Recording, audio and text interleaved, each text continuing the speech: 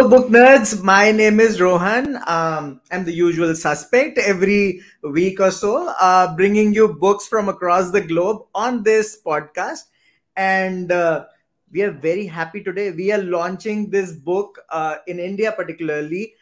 It's called The Color of God. It might sound scandalous, but it is a wonderful and very personal memoir from the awesome Ayesha S. Chaudhry, and she's with us. First of all, welcome to the Booknerds podcast, Aisha. Thank you for doing this and coming to, at least virtually, but coming to India with this book. Thank you so much. Thank you so much for having me. I really appreciate it. Great. So, for all of you who are watching, I would like to tell you that Aisha seems very casual and innocuous right now, but she is a hardcore academic. And I would like to read this one because I don't want to do injustice to her profile. Ayesha S. Chaudhry is the Canada Research Chair in Religion, Law, and Social Justice and Associate Professor of Islamic Studies and Gender Studies at the University of British Columbia. An American Canadian, she was elected as a member of the College of the Royal Society of Canada in 2019 and was named a Pierre Elliott Trudeau Fellow in 2018. Pardon me the pronunciation if I screw it up, but she was a 2016-17 Wall Scholar at the Peter Wall Institute for Advanced Study at UBC and the 2015-16 Rita E. Hauser Fellow at Radcliffe Institute for Advanced Study at Harvard University. She is the author of The Color of God, of course. We are going to talk about the book, this one right here. Very interesting cover. We'll talk about this later. Published by One World in 2021. It's recently, it's launching today in India, of course. And she has also written a academic book. It's called Domestic Violence and the Islamic Tradition, Ethics, Law, and the Muslim Discourse on Gender, published by Oxford University Press. Dr. Chaudhry's research focuses on Islamic law and theology. And, after having read the book, I am like, okay, she was meant to do this. It's very clear. It's just brilliant that you have been, in this realm and doing whatever you can to kind of research the Islamic studies. And of course, this book is much more than that. It caters to, it has so many issues that you have dealt with. It could be religion, it could be patriarchy, coming of age, and so much more.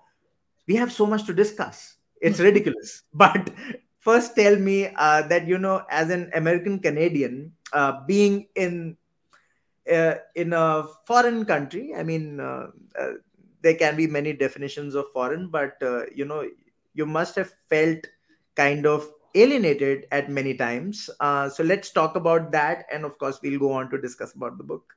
Okay. Thank you so much for that question.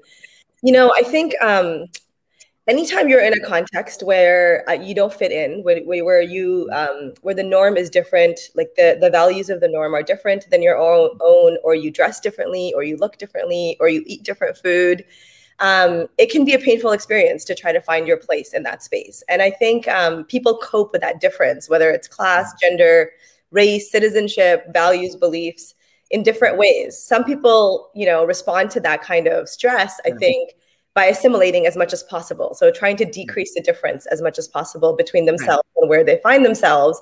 And other people, I think, on the other end of the spectrum, feel like, maybe the thing to do is to actually emphasize the difference and sort of dig your heels in and just sort of own the difference and develop your identity around that. So, but, and then there's everything in between on the spectrum.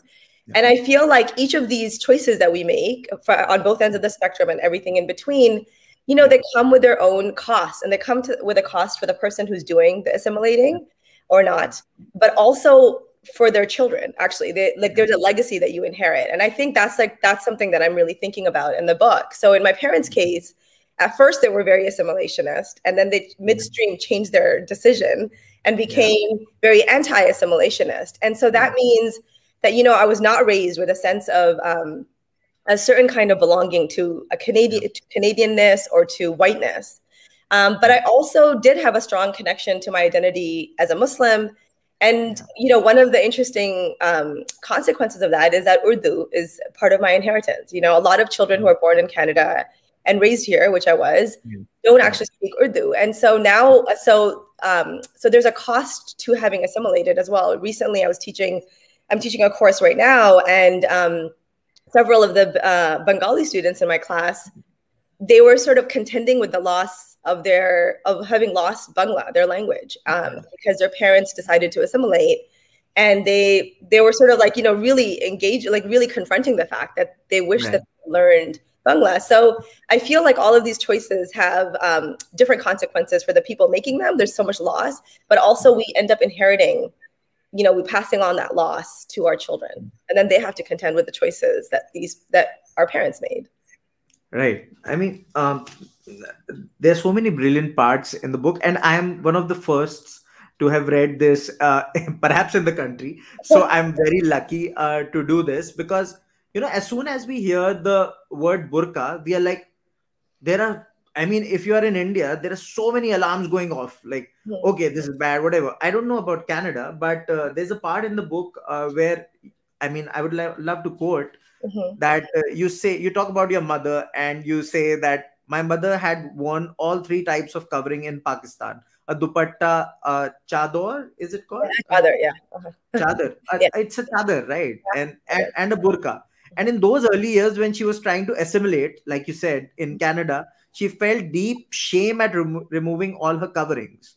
She felt naked and nangi, as in Hindi or Urdu. She said she felt so much shame. She would rather the earth itself open and swallow her whole than be seen nangi by her father. And, it's very strange also. At the same time, we see this all around us. So, but in a country like Canada, which would have been primarily white, perhaps, at that time, it's a conservative background that you come from. This process of assimilation, particularly taxing for South Asian people, Right. It's such an interesting choice, actually, for her to have decided to wear a burqa. I think one of the things I talk about in that chapter is that when she started wearing the burqa, she felt like she was basically trying to resist and actually try to gain control over the discrimination and the racism that she was experiencing.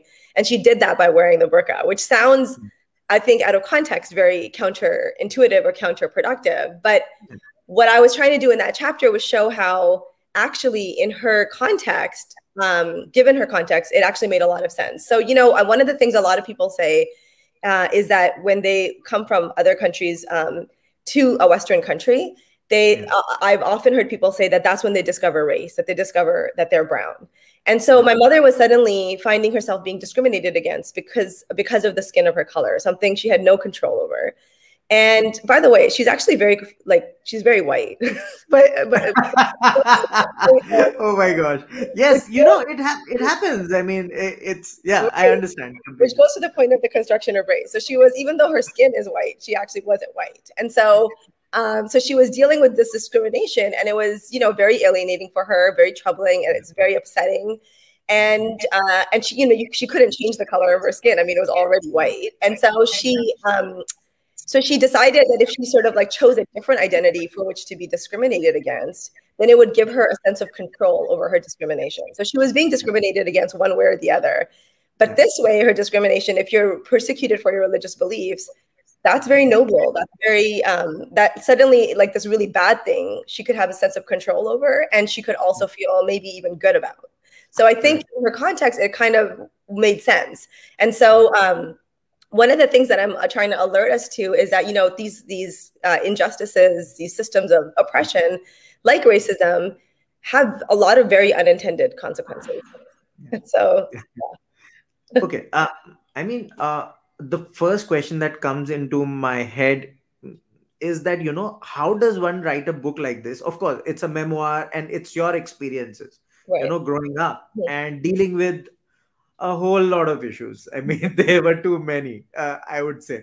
But how does one write a book and not offend anyone? Because I mean, if you are writing an academic piece, perhaps it can be passed off as academic, but once you are mainstream, kind of, you are in the sort of fiction, non-fiction space, how does one not offend people, with this kind of topics? Yeah. I think that's such a good question. I think I don't think I was as worried about not offending people as I was about trying to be as compassionate as possible and to create enough space for people to feel like they could be in a conversation with me, where there was space for disagreement. They didn't have to agree with everything that I was saying, but maybe they would learn something about my perspective, or they would learn something about their own selves through that conversation.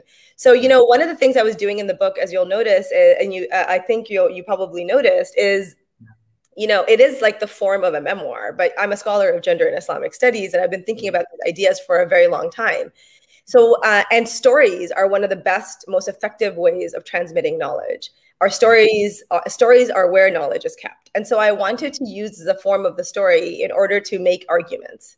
And so you'll notice in the book, I never tell a story without it having a purpose. Like I just never tell a story for the sake of telling a story. I'm usually telling it to make an argument. And so I was trying, when I was making the argument and when I was telling the story, and I think this is part of being also one of 6 children, is that you just know when you're growing up that your experience of reality is always just one experience, and other people in the same situation are having a different experience. And it was so important for me to honor space for different people in all of the stories that I was telling to possibly have remembered things differently. And I even talk at various points in the book about, the slipperiness of memory and how remembering is actually a very creative act. And so I was never like the omniscient narrator who's like, this is exactly what happened, but rather there's many things that could have happened. Here's what I remember, and here's how I understand what happened without trying to be definitive. And I think also, I was trying to make sure that I was never like the victim of the story or the hero of the story, but rather a character that was learning and growing and changing.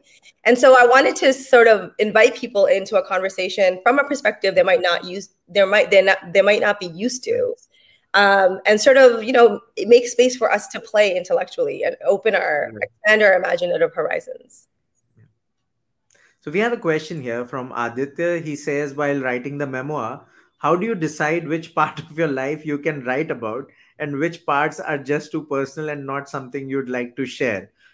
That's a great question. And I think something that I struggled with for a long time. So, this book, I actually started writing it when I was at Radcliffe at Harvard University at the Institute for Advanced Study. And I never intended to write this book, actually. And I sort of found myself writing it, and I was writing it with a pen and a paper. It was a very personal process of writing. And then I basically spent 4 years editing it, and I went through like 10 drafts. So it sounds like a lot of people say it's like very conversational. It feels very raw, but it's actually very polished. It was intentionally conversational. And so I was very careful about what stories I shared and what stories I didn't share. And actually, right up to the point of publication, I pulled 4 chapters from the book because I just felt they weren't ready to be in the world. They weren't making the argument I wanted them to make or the way I wanted to make them. So I think and especially like in a context of like the West, where people of color, like our stories are usually like sort of mined and extracted from us and kind of consumed. This is part of the reason why I really didn't want to share a story unless like I was making the argument I wanted it to make. I had to be really careful about what I was sharing and it was very important not to share anything I wasn't comfortable standing behind and being okay with being in the world. So I think like those choices are different for every person, but they are very careful considerations. And, you have to think like, how is this going to affect me in my relationships with these people? Because, but also how is it, how in a larger political context of Islamophobia, like how is it going to be or anti-Muslim sentiment, like what narratives will it feed when there's all these politically expedient narratives about Muslims?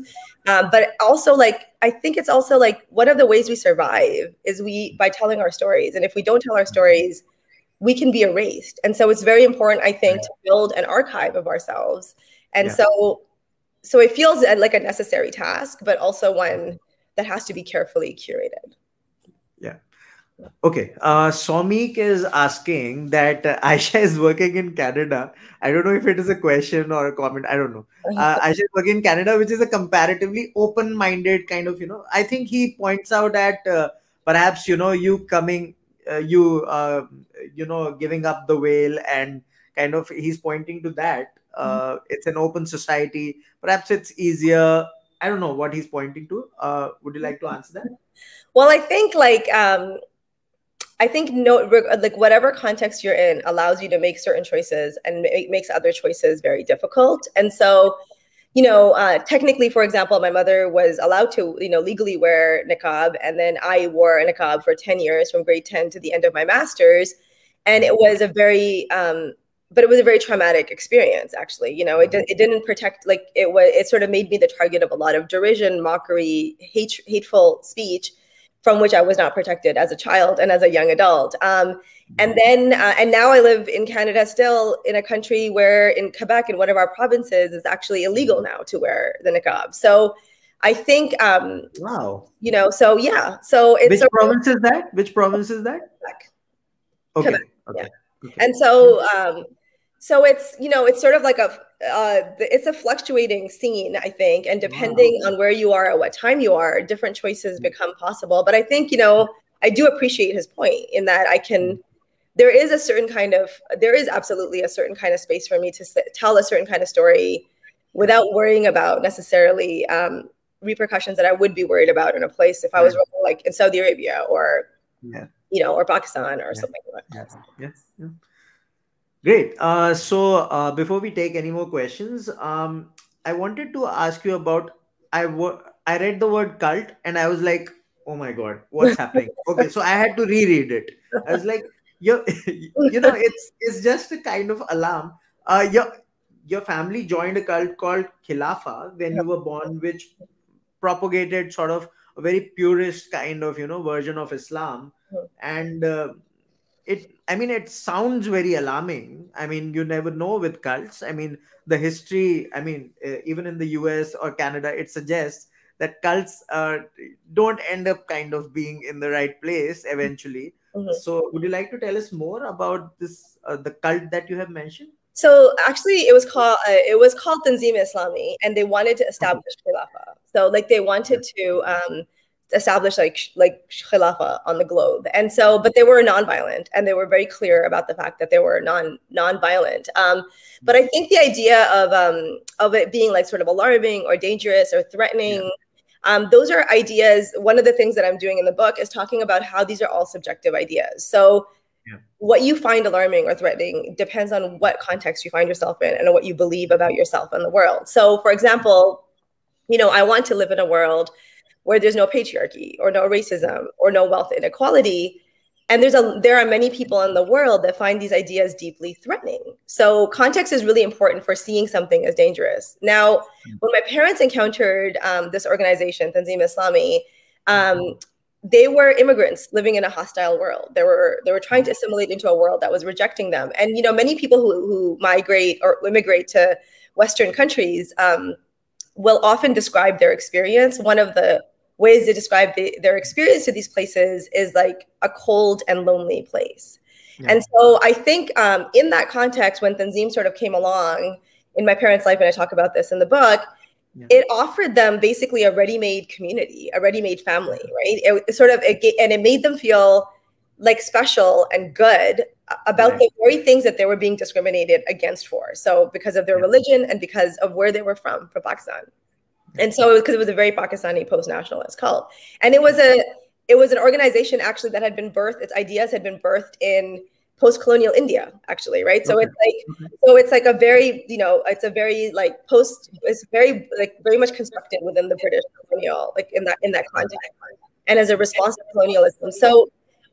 But in Canada, what it did for my parents is it offered them a social network. It offered them, they would get together on the weekends, and yes, they would listen to a dars or a lecture, but then they would have food together, and then their children would play together, and suddenly they had this whole community available to them. So they didn't find it scary at all. They found it very compelling. And so, but as I talk about in the book, it turned out to be more of a mirage in the long run. But in the meantime, it did give them a sense of belonging, a sense of social network, people they could speak their own language with and feel comfortable with. Yeah. Okay. Richa Chaudhry is asking, who are some of your favorite authors? Great question.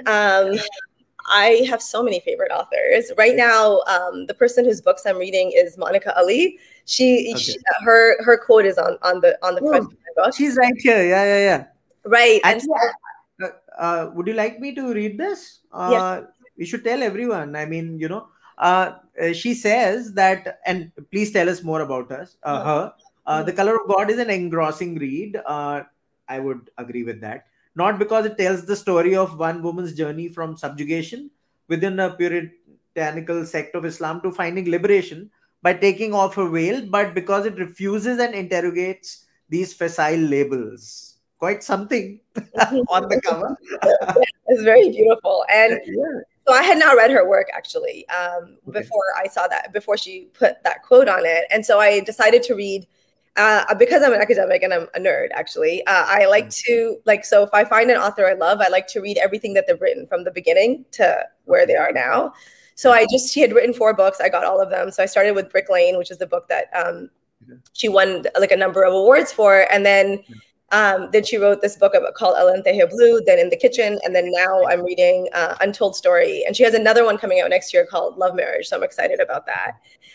And then, so she's a great writer, such a beautiful, her sentences are so beautiful. And she brings you in to see the world in a way that you would never see it otherwise and sort of reside in someone's mind. Of course, Toni Morrison is also one of my favorite authors. I've read all of her books from the beginning to the last ones that she wrote. And they're just such powerful, again, I think making really profound arguments about, the meaning of life and what it means to be a human in these various contexts through stories.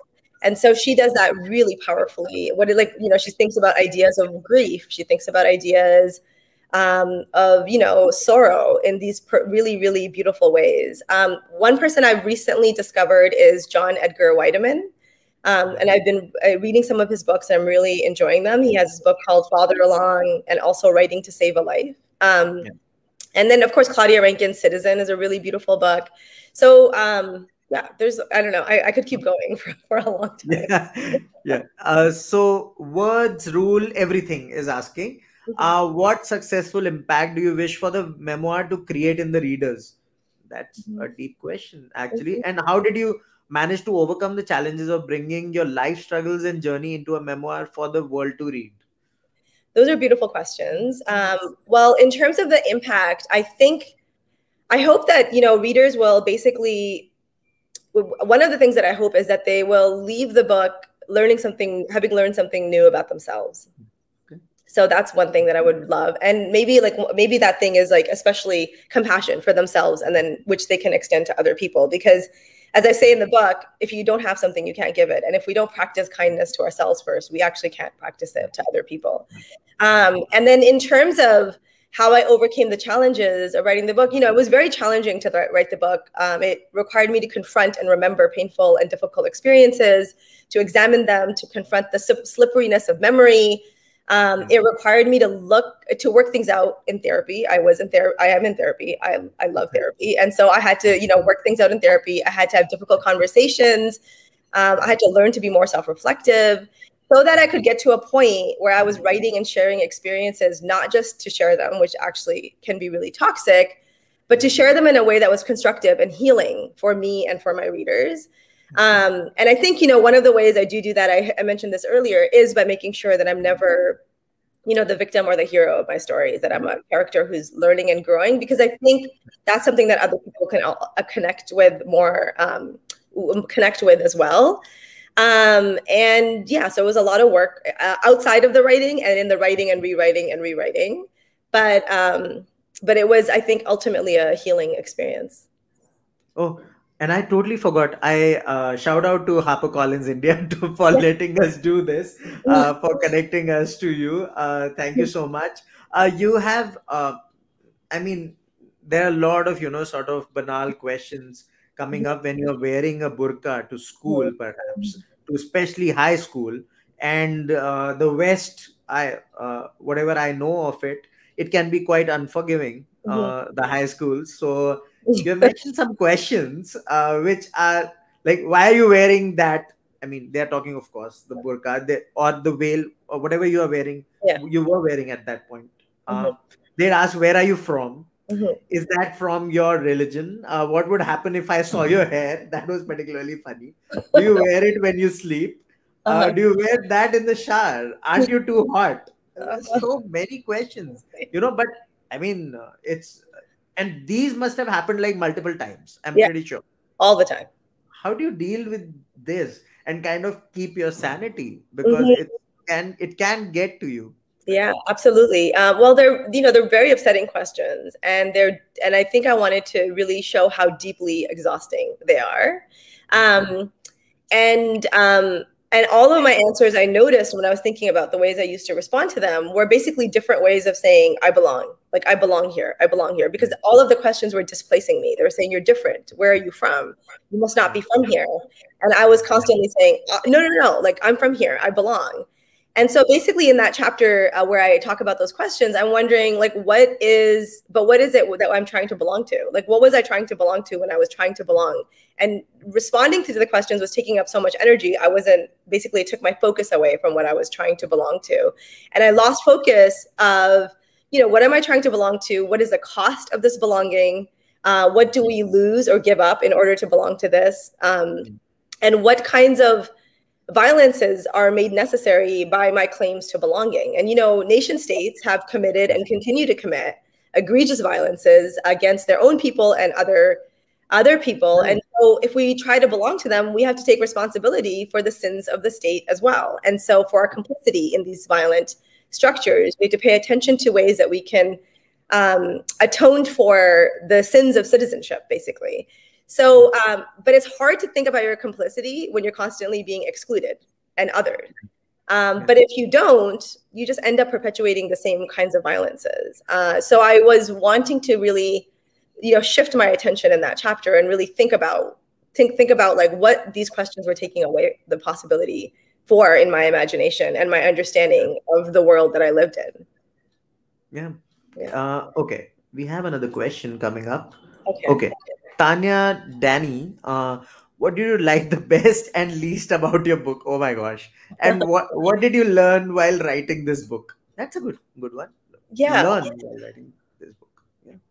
Well, one thing that I love about the book is that I think I like the use of humor in it, actually. And not everybody can catch the humor in it. Yeah. I loved it because it has to be humorous. I mean, you are dealing with so much. You are dealing with patriarchy. You are dealing with religion, of all things, and it's not easy to write a book like that. So you have to put in some humor. And I mentioned the cake thing. I mean, it was quite intense when it comes in the plot, of course, but it is quite serious, to be honest. Yeah. And I think, was it your sister who got pissed off? Yeah, it was that, right? And I was like, okay, this is funny at the same time. Yes, it is. It's hilarious and also painful. And so, so I think that the humor, I'm really happy for the humor, and it makes me very happy when people can see it. It makes me because it's not overplayed, the humor, but at the same time, I think there's quite hilarious scenes throughout. And so when people can see them, it makes me very happy. What do I like least? I think I really like my book. So I don't know. And it just came out. So I haven't had time to not love it yet. Trust me. I mean, I read it like the day before, and I would really love to say something bad, but there was nothing as such. I mean, because it's a personal, account, if it is like kind of perpetuating something very bleak or something very, kind of, it is, but at the same time it is coming from a personal space, so it becomes a story, and you can either learn from it or not. I mean, it's up to you. Right. It's your choice, but yeah, you're right. I mean, there was nothing to not like as such. I mean, if you are kind of I'm a very open, sort of forgiving reader. I don't mind those technicalities much, even if they show up. Right. Yeah. So I don't care much. I loved it, had a great time. Let's move on. Thank It's you. like Thank that. you. And in terms of learning, what I wrote, in terms of learning, what did I learn while writing the book? I learned so much. I learned actually a lot about myself. I learned about my relationships and what patterns I'm in various relationships. It made me, it made me reflect on how do I, as a South Asian Muslim in Canada, like the product of a double diaspora. My parents were first displaced from India to Pakistan, and then from Pakistan to Canada, living in a settler colonial state. Like, how do I think about my place in this world? So I think it was, it led me on a long journey, and I think I'm still, really thinking about a lot of the things that I learned. Yeah, I don't know if you thought about it, but isn't the book? I mean, if you take out the religion, particular religion out of it, isn't it relevant for Asians as well? They have been suffering a lot in North America, especially.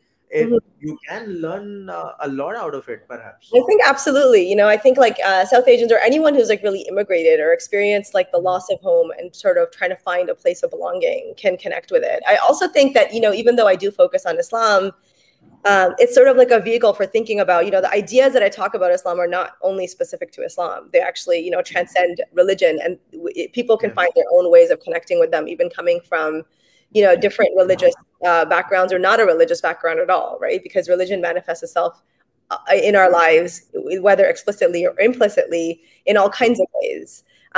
So I think, it's in that way, it's like about like losing home and understanding that when you find home, like that home is a place you can lose and find yourself in. I think that's one of the things. And it's about also like life in the wreckage of colonialism. Yeah. Like, so. Right. In most of the chapters, I see, at the end, perhaps mostly, there is an Urdu line, I mean, written in Urdu, Mhm. and there is a translation there in many chapters, if not all, as much as I can remember. A conscious effort to do that, and also a bit about your relationship with your editor. Okay. How did that work? Because this book comes from a very personal space. How does an editor fit in to the entire kind of scenario? Right. So in terms of language, so I have Urdu and Arabic throughout the book, and Right. I have them in the actual script in Urdu and Arabic. For a long time, I was trying to I had those lines there, and I was trying to figure out how to transliterate them, and I wanted to do it in a way that there's this technical Library of Congress way of doing it, which I know how to use, but I don't like it. It has all these extra things and macrons. And I was like, the people that I'm writing to who speak Urdu and Arabic won't necessarily know the system. So why am I going to use this sort of antiquated, very colonialist way of describing how words sound in English? Yeah. And so eventually I just, close to the end of publication, right before publication as well, I was like, wait, why don't I just use Urdu and Arabic actually? And it's so beautiful, actually. I'm so glad that the publisher supported me on that, because it's sort of like how the voices were in my head were in those languages, and seeing them on the page when I got the book just made me feel like I had a place in this book. Like there was a home for me in this book. So it's because they're familiar scripts and they're beautiful to me. So I'm really glad I was able to do that.